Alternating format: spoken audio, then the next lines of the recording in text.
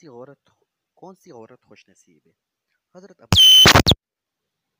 سے مروی ہے کہ آپ صلی اللہ علیہ وآلہ وسلم سے یہ پوچھا گیا کہ کون عورت بہتر ہے؟ آپ صلی اللہ علیہ وآلہ وسلم نے فرمایا، وہ عورت کے شوہر اسے دیکھے تو وہ اسے خوش کر دے، جب کوئی کام کہے تو اسی کی اطاعت کرے اور اپنی عزت کی حفاظت کرے اور اس کی مرضی کے خلاف مال خرچ نہ کرے۔ مطلب یہ ہے کہ ایسی خوش مزاج اور خوش اخلاق ہو کر جب شوہر گھر میں آئے، بیوی سے ملاقات و گفتگو کرے تو اس سے نرمی سے، پیار و محبت سے مسکراتے ہوئے بات کرے۔ اگر وہ پریشان و رنجیدہ بھی آئے تو اسے حسن برتاؤ و حسن اخلاق سے خوش کر دے۔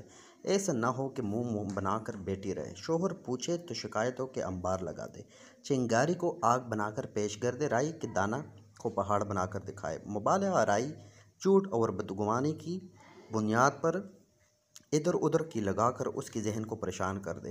چنانچہ